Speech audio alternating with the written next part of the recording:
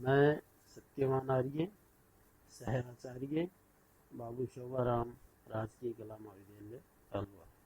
प्रिय विद्यार्थियों, आज हम जयशंकर प्रसाद जी के नाटक चंद्रगुप्त की ऐतिहासिकता का विवेचन करेंगे कि चंद्रगुप्त नाटक कितना ऐतिहासिक है एवं कितना काल्पनिक है।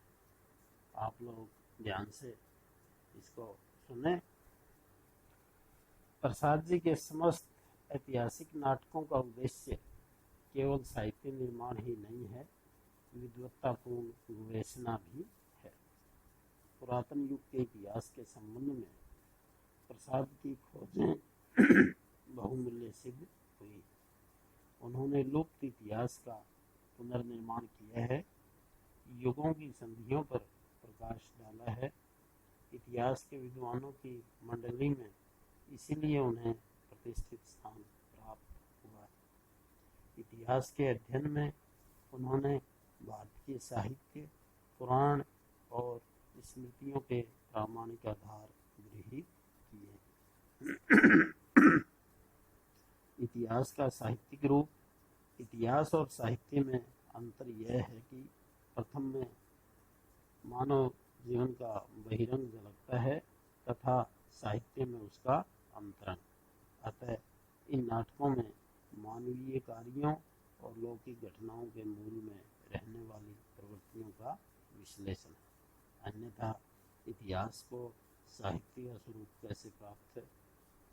मौलिक वृत्तियों में से प्रेम, प्रणय, करुणा, क्षमा, त्याग, बलिदान आदि सत्पक्ष की घृणा, ईर्ष्या, द्वेष, प्रतिहिंसा, प्रलोभन, छल, स्वार्थ आदि असत पक्ष की ओर, महत्वाकांक्षा, उत्साह आदि उभय पक्ष की वृत्तियों का स्वरूप विभिन्न पात्रों द्वारा प्रकट किया गया है। चंद्रगुप्त नाटक में चाणक्य की महत्वाकांक्षा और प्रतिहिंसा महान है। नंद को निम्न कोटि में रखा जा सकता है। कथा वस्तु और इतिहास। प्रसाद में नाटकीय तत्व कथा वस्तु में इतिहास के साथ कल्पना का सम्मिश्रण है। कल्पना का अंश जोड़ने में एक प्रवृत्ति प्रधान रही है, वह है युद्ध आदि की प्रधान कथा के साथ परिणय की एक कल्पित कथा बराबर जोड़ी गई है। इसलिए पात्रों के ऐतिहासिक व्यक्तित्व का तो लोप नहीं हुआ है और स्वतंत्र रसात्मक व्यक्तित्व साथ में जुड़ गया है। प्रत्येक नाटक में एक प्रणय कथा है। युद्ध और विजय के साथ उस प्रणय की भी पूर्ति अथवा विध्वंस होता है। प्रत्येक नाटक में प्रणय की सफलता और विफलता के चित्र दिखाए गए हैं। कथा वस्तु में उत्साह और प्रेम की दो धाराएं समानांतर चलती हैं। प्रसाद ने अपने नाटकों में इतिहास का सत्कार मात्र किया है, उसकी दास्ता को स्वीकार नहीं किया है। इतिहास के स्वरूप को अक्षुण्ण रखते हुए भी उन्होंने अपनी रुचि और अपने व्यक्तित्व तथा संस्कारों का बहुत सा अंश अपने नाटकों के निर्माण में ढाल दिया है। प्रसाद जी के नाटकों में ऐतिहासिकता के कारण कथा वस्तु में अभीष्ट सरलता का अभाव है। तत्कालीन समग्र इतिहास को बटोरने के प्रयत्न में अनावश्यक प्रसंग, अति विस्तार और जटिलता आ गई है। कहानी को समझने में बुद्धि को प्रयास करना पड़ता है और यह एक नाटककार की असफलता है। चंद्रगुप्त नाटक की ऐतिहासिकता। चंद्रगुप्त नाटक का ऐतिहासिक कथानक। इस नाटक में सन 326 ईस्वी पूर्व से लेकर सन 306 ईस्वी पूर्व तक की अर्थात 20 वर्ष के भीतर घटी घटनाओं का वर्णन किया गया है। ग्रीक सम्राट सिकंदर महान ने सन 326 ईस्वी पूर्व में भारत पर आक्रमण किया था और उसके बाद उसके उत्तराधिकारी सेल्यूकस ने सन 306 ईस्वी पूर्व में भारत पर पुनः आक्रमण किया था। इस नाटक की कथा सिकंदर के आक्रमण के समय से आरंभ होती है और सेल्यूकस के आक्रमण और उसकी पराजय के साथ समाप्त हो जाती है। ये दोनों घटनाएं ऐतिहासिक घटनाएं हैं। इन दोनों घटनाओं के बीच भारत की आंतरिक राजनीति में भी अनेक घटनाएं घटती हैं। चाणक्य और चंद्रगुप्त मिलकर मगध के विलासी और अत्याचारी शासक नंद का वध कर मगध पर कब्जा कर लेते हैं। चंद्रगुप्त मगध का नया सम्राट बना दिया जाता है और मगध सम्राट के रूप में ही वह आगे चलकर सेल्यूकस के आक्रमण का सामना करता है और उसे परास्त कर देता है। ये सारी घटनाएं भी ऐतिहासिक हैं। इनके अतिरिक्त सिकंदर और पर्वतेश्वर राजा पुरु अथवा पोरस का युद्ध, सिकंदर की सेना का मगध की ओर आगे बढ़ने से इनकार करना, सिकंदर का वापस लौटना तथा लौटते समय उस पर मालवों द्वारा आक्रमण किया जाना, ये सारी घटनाएं भी ऐतिहासिक हैं। इन्हीं ऐतिहासिक घटनाओं को आधार बनाकर प्रसाद ने इस नाटक की कथा का जाल बुना है। नाटक के ऐतिहासिक पात्र। इस नाटक के लगभग सभी प्रमुख पुरुष पात्र ऐतिहासिक हैं, जैसे चाणक्य, चंद्रगुप्त, सिकंदर, फिलिप्स, मैक्सनीज, सेल्यूकस, एनिसा, क्रीटीज, नंद, राक्षस, शक्टार, वरुचि, आम्भिक आदि सभी ऐतिहासिक हैं। स्त्री पात्रों में केवल कार्नेलिया को ही ऐतिहासिक पात्र माना जा सकता है। इतिहास में इस बात का उल्लेख मिलता है कि चंद्रगुप्त ने सम्राट बनने के उपरांत नंद की पुत्री से विवाह किया था। इस नाटक में नंद पुत्री कल्याणी की प्रसाद ने जो कल्पना की है वह उसी आधार पर की है। केवल कल्याणी नाम कल्पित प्रतीत होता है। इसके अतिरिक्त अन्य सारे नारी पात्र प्रसाद की उर्वर कल्पना की ही उपज हैं। डॉक्टर गणेश दत्त गौड़ का मत है कि इतिहास और कल्पना के संबंध में पात्रों के विचार से भी एक दोष प्रसाद में आ गया है। प्राय उनके नाटकों के नायक इतिहास से भिन्न हो गए हैं। यहाँ तक कि ऐतिहासिक और नाटकगत व्यक्तित्व की मैत्री असंभव प्रतीत होती है। चंद्रगुप्त इतिहास का उज्ज्वल रत्न है, पर प्रसाद के नाटक में वह असमर्थ और परावलंबी है। शील और विनम्रता का कृत्रिम बाना प्रसाद ने अपनी कल्पना से उसे पहना दिया है। उसका सारा ऐतिहासिक गौरव नष्ट हो गया है। स्त्रियों के प्रति प्रसाद का पक्षपात प्रसिद्ध है। वे भारतीय संस्कृति के अनुकूल स्त्री को संकेतित कर कहते हैं, नारी तुम केवल शथा हो, विश्वास रजत नगपग तल में पीयूष स्रोत सी बहा करो जीवन के सुंदर समतल में। प्रसाद जी के शब्दों में नारी श्रद्धा के अतिरिक्त और कुछ नहीं है। पुरुष को वे कठोरता, प्रतिहिंसा अथवा महत्वाकांक्षा का प्रतीक मानकर इससे गंभीर है। जिन पुरुष पात्रों में यह दोष नहीं है वे अस्थिर और दुर्बल हैं। जो दुर्बल भी नहीं हैं ऐसे अपवाद थोड़े ही हैं। वे अपनी विजय का सुख नहीं भोगते। चंद्रगुप्त नाटक में सिंगरन और चंद्रगुप्त की अपेक्षा अलका तेजस्वी और स्फूर्तिमयी है। ऐसी कल्पना का इतिहास के साथ मेल नहीं। यद्यपि वीरांगनाओं के इतिहास में अनेक उदाहरण मिलते हैं, परंतु उनका इतिहास भी उनके साथ है। प्राय पुरुष पात्रों में अधिकांश ऐतिहासिक हैं और स्त्री पात्रों में अधिकांश कल्पित। प्रसाद जी को इतिहास के पात्रों के प्रति मोह और ममता प्रतीत होती है। ऐतिहासिक होने के कारण प्रसाद के पात्र वर्गों में विभाजित हो गए हैं।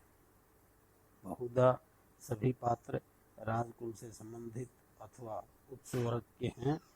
प्रसाद के नाटकों में धार्मिक संघर्षों के दृश्य यही व्यंजित करते हैं कि मनुष्य का सबसे बड़ा धर्म है क्षमा, करुणा, आदि पवित्रतम साधनाएं हैं और राष्ट्रीय गौरव की रक्षा सबसे बड़ा पौरुष है। गुप्त जी ने भारत भारती में इसकी पुष्टि यूं की है: हम कौन थे, क्या हो गए हैं और क्या होंगे अभी, इसी का नाटकीय निरूपण प्रसाद ने अधिक सफलता से प्रस्तुत किया है। हिमाद्री तुंग श्रृंग से प्रबुद्ध शुद्ध भारती, सोम प्रभा समुज्ज्वला स्वतंत्रता पुकारती, अमर्त्य वीर पुत्र हो, दृढ़ प्रतिज्ञ सोच लो, प्रशस्त पुण्य पंथ है, बढ़े चलो बढ़े चलो।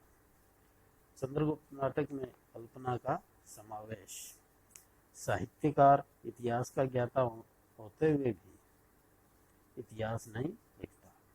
वह इतिहास का आधार ग्रहण कर उसमें अपनी कल्पना के रंग मिलाकर इतिहास को साहित्य का मनोरम रूप प्रदान कर देता है। प्रसाद ने अपने इस नाटक में इतिहास की आधारभूमि पर कल्पना की सहायता से साहित्य का ऐसा ही मनोरम और भव्य प्रासाद खड़ा किया है। प्रसाद की इस कल्पना ने पात्र और घटना दोनों ही क्षेत्रों में अपना चमत्कार दिखाया है। पुरुष पात्रों में सिंहण कल्पित पात्र है, परंतु ऐसा प्रभावशाली और प्रखर व्यक्तित्व का धनी पात्र है कि उसके सामने कहीं कहीं चंद्रगुप्त भी फीका पड़ जाता है। इसका कारण यह है कि कल्पना यथार्थ से अधिक मोहक और प्रभावशाली होती है। सिंहण की कल्पना में प्रसाद ने पुरुष पात्र का एक आदर्श रूप अंकित किया है। जहाँ तक स्त्री पात्रों का संबंध है, कार्नेलिया के अतिरिक्त इस नाटक के अन्य सभी पात्र अलका, मालविका, सुवासिनी, कल्याणी, मौर्य पत्नी अर्थात चंद्रगुप्त की माता आदि सभी कल्पित हैं।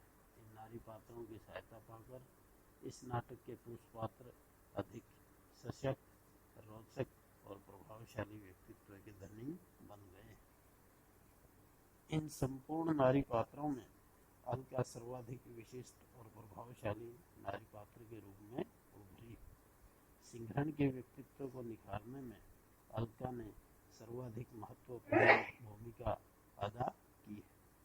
अलका के रूप में प्रसाद ने आधुनिक भारतीय स्वतंत्रता संग्राम में सक्रिय भाग लेने वाली उन क्रांतिकारिणी वीर बालाओं का प्रतीक प्रस्तुत किया जो देश की दीवानी बनी हुई थी।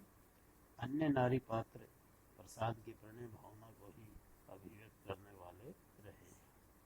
यदि इस नाटक में इन सारे नारी पात्रों का समावेश नहीं किया जाता तो यह नाटक भी विशाख दत्त के मुद्रा राक्षस के समान चाणक्य की कूटनीति का एक जंजाल मात्र बनकर रह जाता है। इन नारी पात्रों ने चाणक्य की कूटनीति को नीरस होने से बचा लिया है। नाटक की प्रमुख घटनाएं। चंद्रगुप्त नाटक की कथा को इतिहास की नीरसता से बचाने के लिए प्रसाद ने इसमें अनेक कल्पित घटनाओं की योजना की है। इन कल्पित घटनाओं की योजना करने में प्रसाद का एक विशिष्ट उद्देश्य रहा है और वह विशिष्ट उद्देश्य है इतिहास की नई व्याख्या करना। इस नाटक की कथा में 3 घटनाएं प्रमुख रही हैं। सिकंदर का भारत पर आक्रमण करना और फिर पंचनद प्रदेश से आगे नैमगढ़ फारस की ओर पीछे लौट जाना। दूसरा, चाणक्य चंद्रगुप्त द्वारा मगध के नंदवंश का विनाश कर चंद्रगुप्त का मगध का शासक बन जाना। और तीसरा, 20 वर्ष बाद सैल्यूकस का भारत पर पुनः आक्रमण करना, उसमें चंद्रगुप्त द्वारा पराजित होना, चंद्रगुप्त से संधि और उसके साथ अपनी पुत्री कार्नेलिया का विवाह कर भारत से चला जाना। इन ऐतिहासिक घटनाओं के संबंध में प्रसाद के निष्कर्ष इतिहासकारों के निष्कर्षों से भिन्न रहे हैं।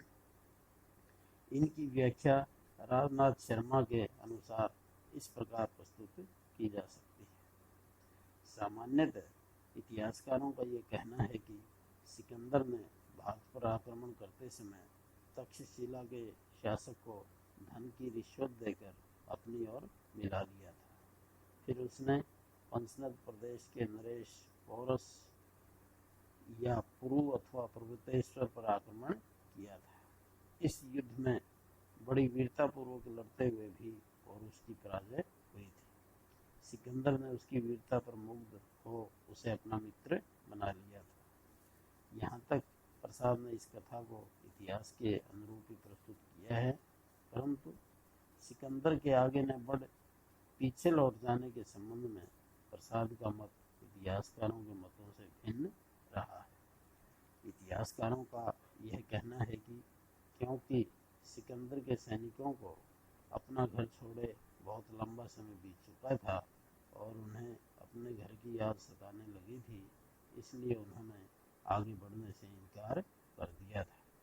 सिकंदर उनकी बात मान आगे न बढ़ भारत से लौट गया था। लौटते समय उसने अपनी सेना के दो भाग कर एक भाग को स्थल मार्ग से और दूसरे भाग को जल मार्ग से वापस भेजा था। जल मार्ग वाली सेना के साथ स्वयं सिकंदर था। इस संबंध में प्रसाद की यह मान्यता रही है कि पर्वतेश्वर के साथ हुए युद्ध में सिकंदर की सेना को भारी क्षति उठानी पड़ी थी। उसके हजारों सैनिक मारे गए थे। इससे उसके सैनिक आतंकित हो उठे थे। साथ ही उन्हें यह सूचना मिली कि आगे गंगा तट पर शक्तिशाली मगध साम्राज्य की विशाल वाहिनी अपने लाखों सैनिकों के साथ उनकी प्रतीक्षा कर रही है, तो उनके दिल दहल गए। उन्होंने सोचा कि जब सीमांत का एक छोटा सा राजा पोरस उन्हें इतनी करारी टक्कर दे सकता है, तो विशाल मगध सेना तो उनका समूल नाश कर डालेगी। इसी बात से आतंकित होकर उन्होंने आगे बढ़ने से इनकार कर दिया था। इस नाटक में प्रसाद ने अपनी इस मान्यता को चाणक्य की कूटनीति के माध्यम से प्रस्तुत किया है। चाणक्य के भेदिये यवन सेना में इसी प्रकार का आतंक उत्पन्न कर देते थे।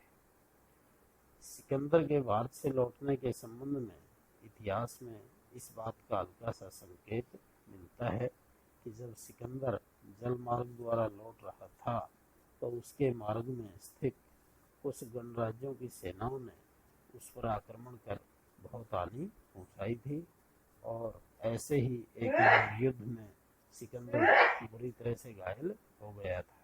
बाद में बोबेरू में इसी घाव के कारण उसकी मृत्यु हो गई थी। प्रसाद ने इसी संकेत को अपनी इस कथा में पल्लवित किया है। इसमें मालव और क्षुद्रक गणराज्यों की सेनाएं चंद्रगुप्त और सिंहरण की अधीनता में सिकंदर की लौटती हुई सेना पर आक्रमण करती है। सिकंदर सिंहरण के साथ युद्ध करते समय घायल होता है। इस प्रकार प्रसाद ने हल्की सी कल्पना की सहायता से इसी ऐतिहासिक संकेत को वास्तविक रूप प्रदान कर दिया है। चंद्रगुप्त और नंद वंश का विनाश। इतिहास में चंद्रगुप्त बड़ा विवादास्पद व्यक्ति रहा है। कुछ इतिहासकार उसे मुरा नामक एक नापित नारी का पुत्र बताकर उसे शूद्र घोषित करते हैं।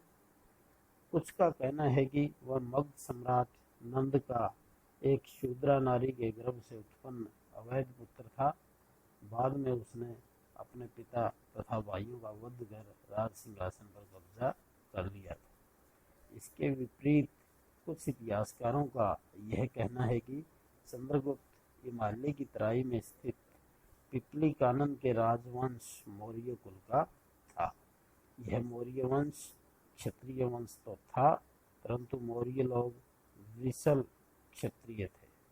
प्रसाद ने अपनी इस कथा में इसी अंतिम मत को मान्यता प्रदान करते हुए चंद्रगुप्त को मौर्य वंशी विसल क्षत्रिय घोषित किया है। इस कथा में चंद्रगुप्त का पिता मौर्य सेनापति के नाम से नंद की सेना का सेनापति है और मगध में रहता है। चाणक्य उसे विरसल मानता हुआ भी ब्राह्मण के पद का उपयोग कर उसे क्षत्रिय घोषित कर देता है। साथ ही प्रसाद में महात्मा दांड्यायन द्वारा भविष्यवाणी करवाकर उसे भारत का भावी सम्राट घोषित करके उसके सम्राट बनने पर नियति की मोहर भी लगवाती है। अर्थात प्रसाद उसे शूद्र न मानकर क्षत्रिय ही मानते हैं। इतिहास यह कहता है कि राजसभा में नंद द्वारा अपमानित किए जाने पर चाणक्य ने नंद वंश का समूल विनाश करने की प्रतिज्ञा की थी। फिर चाणक्य ने चंद्रगुप्त की सहायता से अपनी इस प्रतिज्ञा को पूरा किया था। इस नाटक में भी हम इन दोनों को ही नंद का विनाश करते हुए देखते हैं। दोनों नंद के विरुद्ध विद्रोह कराते हैं और अंत में शक्तार अपना और अपने परिवार का प्रतिशोध लेने के लिए छुरी मारकर नंद की हत्या कर डालता है। नाटक की कल्पित घटनाएं।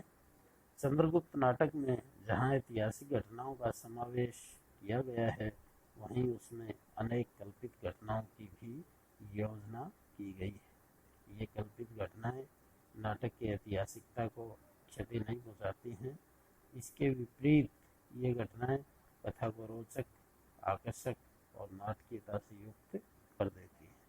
चंद्रगुप्त नाटक की कल्पित घटनाओं को डॉक्टर कुंदनलाल उप्रेती के शब्दों में अविकल रूप से इस प्रकार से प्रस्तुत किया जा सकता है। चंद्रगुप्त कल्याणी प्रेम प्रसंग, परंतु इस घटना को सर्वथा कपोल कल्पित नहीं माना जा सकता है। कुछ इतिहासकारों ने चंद्रगुप्त और नंद पुत्री का पारस्परिक विवाह होना माना है, परंतु इस नाटक में यह प्रेम प्रसंग विवाह में नहीं परिणत होता। कल्याणी आत्महत्या कर लेती है और चाणक्य के अनुसार चंद्रगुप्त का मार्ग निष्कंटक हो जाता है। चंद्रगुप्त मालवी का प्रेम प्रसंग ये सर्वथा कल्पित घटना है। चाणक्य सुवासिनी प्रेम प्रसंग चाणक्य के व्यक्तित्व के कोमल पक्ष का परिचायक है। राक्षस सुवासिनी प्रणय गाथा भी राक्षस के इसी रूप को उभारती है। पर्वतेश्वर कल्याणी प्रेम प्रसंग की योजना पर्वतेश्वर की हत्या कराने के उद्देश्य से की गई। चंद्रगुप्त कार्नेलिया प्रेम गाथा को कल्पित ही मानना चाहिए। प्रसाद ने कार्नेलिया के माध्यम से भारत की प्राचीन गौरव गरिमा और प्राकृतिक सुषमा का रूप प्रदर्शित किया है। फिलिप्स कार्नेलिया प्रेम प्रसंग आगे चलकर फिलिप्स के वध का कारण बन जाता है। अलका पर्वतेश्वर प्रेम प्रसंग पर्वतेश्वर को सिकंदर से विमुख करने के उद्देश्य से आया है। कल्याणी द्वारा आत्महत्या किया जाना यह सिद्ध करता है कि प्रसाद चंद्रगुप्त को नंदवंश से अलग रखना चाहते थे। मालविका की हत्या की योजना विजयोत्सव न मानने के कारण को स्पष्ट करने के लिए की गई। यह चाणक्य की सतर्कता और कूटनीति को उजागर करती है। राक्षस द्वारा चंद्रगुप्त की हत्या कराने का षड्यंत्र रचना और बाद में सेल्यूकस से जा मिलना, ये दोनों घटनाएं राक्षस सुवासिनी के विवाह तथा राक्षस का चंद्रगुप्त का अमात्य बनना स्वीकार कर लेना, इन दोनों प्रवृत्ति महत्वपूर्ण घटनाओं की भूमिका मात्र है। साथ ही हत्या के षड्यंत्र की सहायता से नाटककार मालविका को भी चंद्रगुप्त के जीवन से हटा देता है। राक्षस चाणक्य संघर्ष, इसकी प्रेरणा प्रसाद ने विशाखदत्त के मुद्रा राक्षस से ली है। इस संघर्ष का मूल अभिप्राय राक्षस जैसे नीति कुशल व्यक्ति को चंद्रगुप्त का अमात्य बनाना रहा है। उसी कारण उसे इतना विस्तार दिया गया है। इस संघर्ष के अभाव में चाणक्य का संन्यास ग्रहण करना असंभव था। वह राक्षस को ही अपना उत्तराधिकारी बनाना चाहता था। शक्तार द्वारा नंद का वध कराना, प्रसाद चंद्रगुप्त को राज हत्या के पाप से बचाना चाहते थे। राक्षस मुद्रा प्रसंग, यह चाणक्य की कूटनीति का प्रधान साधन रहा है। वह इसी की सहायता से मगध की प्रजा को नंद के खिलाफ भड़काने में सफलता प्राप्त करता है। निष्कर्ष, समग्र रूप से कहा जा सकता है कि प्रसाद जी का चंद्रगुप्त नाटक इतिहास और कल्पना का समुचित समन्वय प्रस्तुत करता है। इस नाटक में ऐतिहासिक पीठिका पर कल्पना का ऐसा रंग चढ़ाया गया है कि नाटककार की कल्पना भी इतिहास को प्रतीत होती है।